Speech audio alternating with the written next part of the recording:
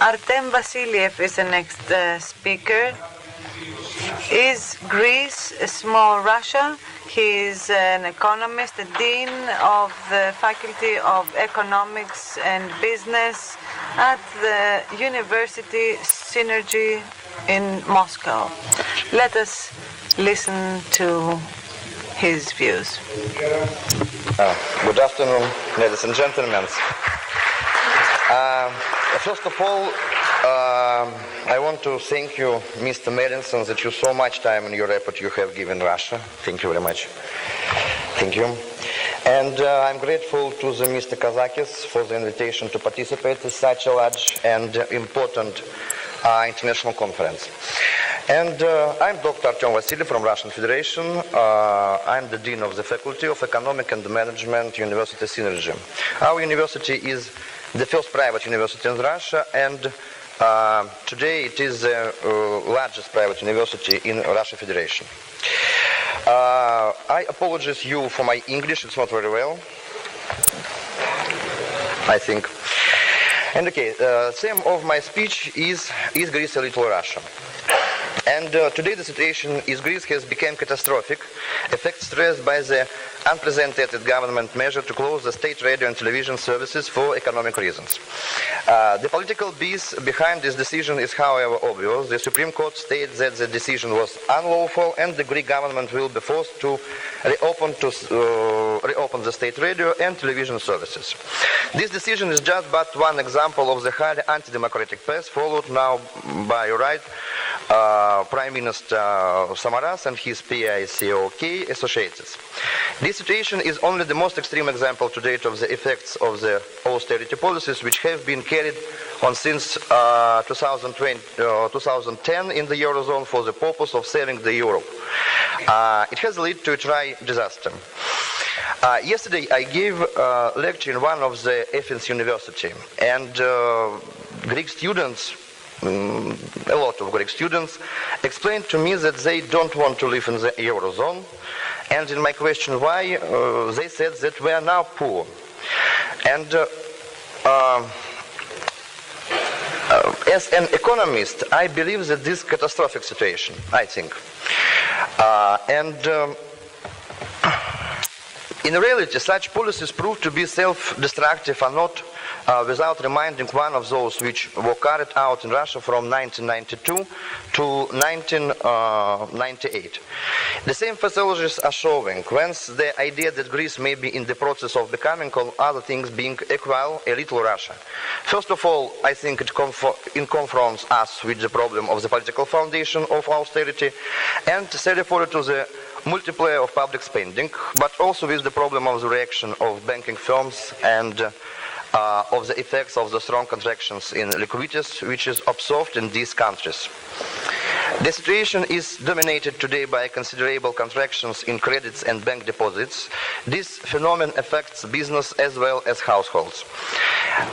Its importance tends to increase since the summer of 2010 and seems to have taken a tragic turn since the beginning of 2012. You can look in these graphs at the main Greek macroeconomic indicators and with outlook. And at last 7 years, all macroeconomic indicators go down, go down. GDP, household consumer, gross fiat capital formation, and aggregate demand go down now. And if you can see future, if you look future, you can see that the situation is not good.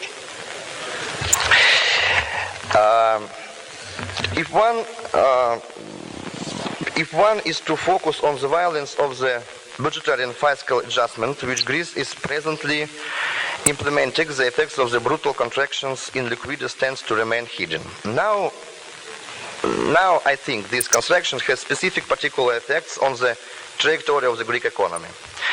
One of these effects is the development of barter and indisputable reality, but one for which we are confronted with a difficult of measurement. Now the development of butter has in its turn results which are as much economical as sociological. It induces the development of an economy which is not so much dual, then it's functioning in two relatively separated sectors. This collapse is partly due to a constraint of the liquidity of household, which has supply increased since the beginning of the so-called debt crisis in Greece. The saving deposits have thus been reduced by over 1/3 since 2010. You can look in these graphs, change in amount of credits, and I think in these graphics you can look all the situation.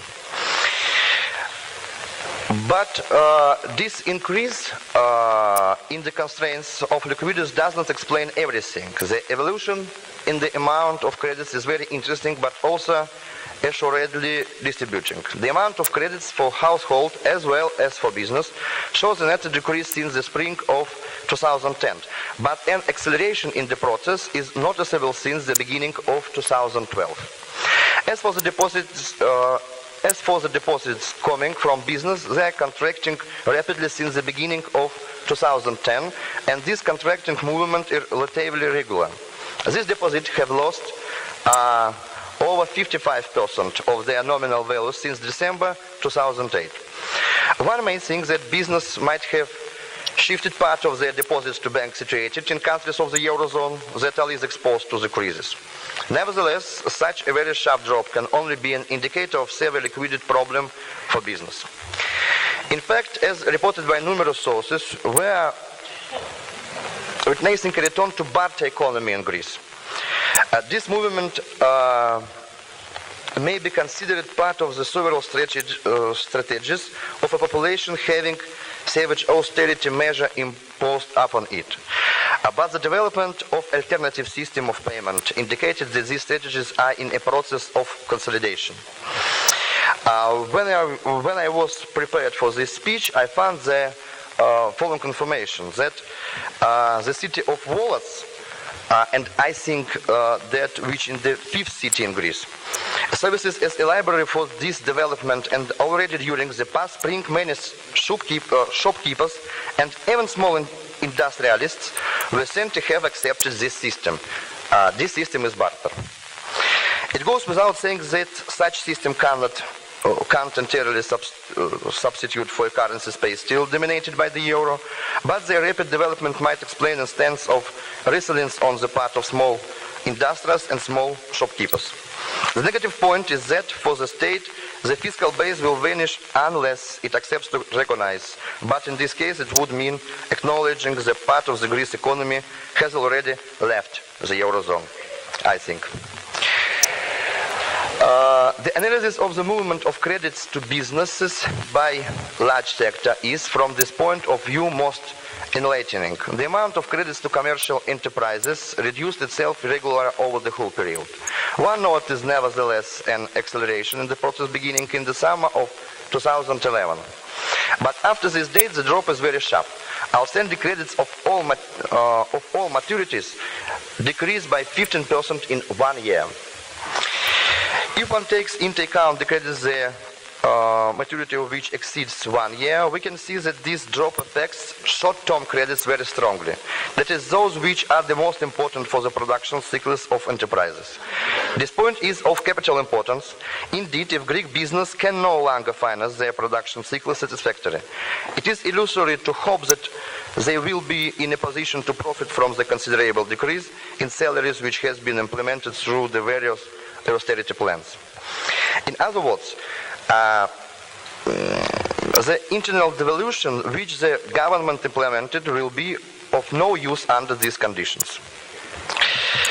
This can be verified in the production. This can be verified in the production and investment process. As far as industrial productions is concerned, we observe a collapse of the latter and its various branches, beginning to occur in the summer of 2012. Production is here indicated in percentage of the corresponding months in 2005. It's not surprising that the results are markedly inferior to 100, but what is significant of the tone which the majority of industrial branches seem to have taken beginning in the summer of 2012. You can see the industrial productions all 2012 years, 1 year ago. This figure, investment and employment in Greece now, confirms that we are truly faced with the collapse of industrial productions. The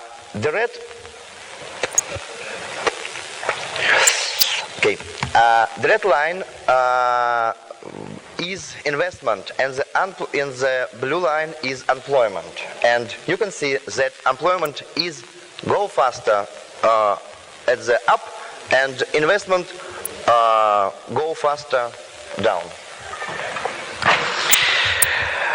Moreover, investment decreased considerably while employment is increasing rapidly, and this has been occurring for several years now.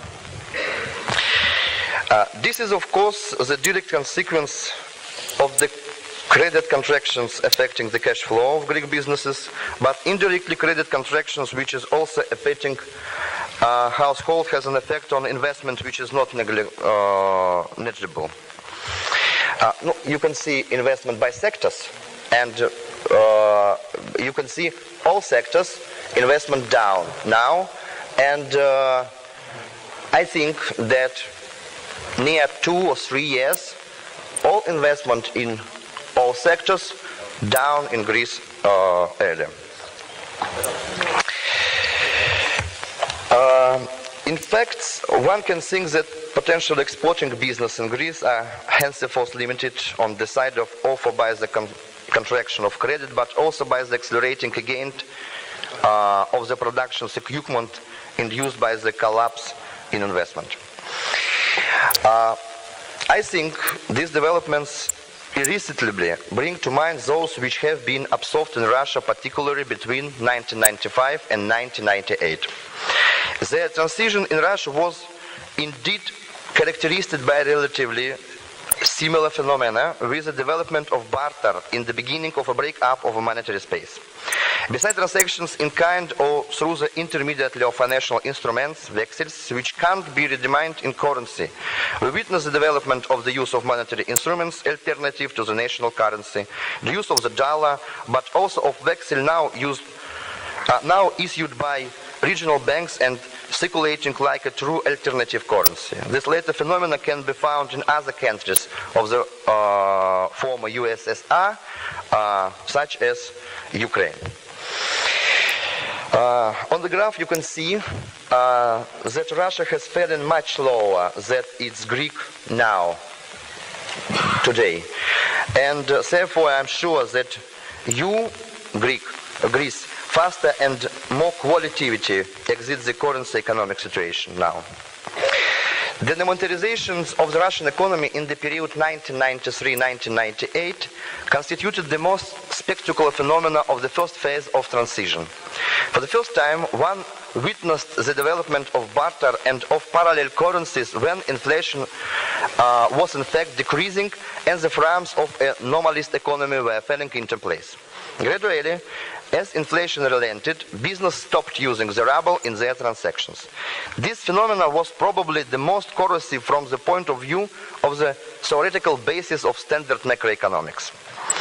We are reminded that during this period, which corresponds in fact to the first phase of transition, the policy of Russian government had been to fight inflation at all costs, identifying it essentially as of monetary origin, and to seek to re-establish as fast as possible a balanced budget. The measure used, such as cuts in spending, a hike in interest rates, nominal ensuring of the ruble to the dollar, non-payment by the state of sums it had contracted, for precipitated the country into economic chaos and lead to the opposite effects of what had been sought. If inflation decreased, the drop in GDP was spectacular and the deficit reproduced itself year after year because the collapse in GDP brought with it collapse in tax revenues. The country debt some became unsuitable, production having moreover gone down by nearly 50%. In 1998, Russia had now no other choice than to default on its debt by devaluation massively. Some of the events of these periods strangely remind one of what is happening today in Greece. Russia went at the time through a phase of regional disintegrations, which was largely the product of the disaster effects of austerity.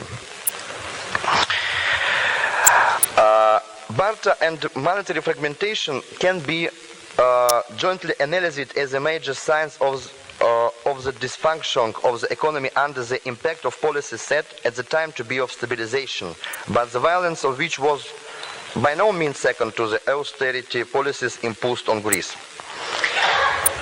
If we add barter and vexels, it's probably that barter, in a direct or indirect form, represented between 60% and 3/4 of the inter-enterprises exchange taking place at the eve of the financial crisis.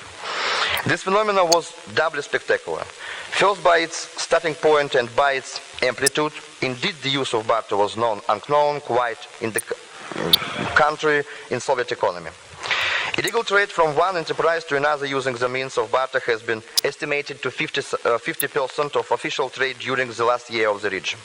The goal of stabilization of prices in 1992 was, among others, to break the back of this system and to make possible a monetization of the economy.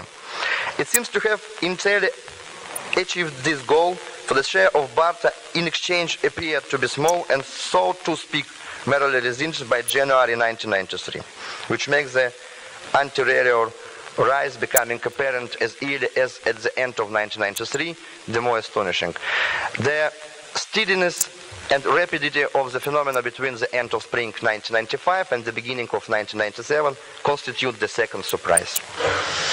In this picture you can see development of barter and slowing inflation in Russia in 1993, 1995. And the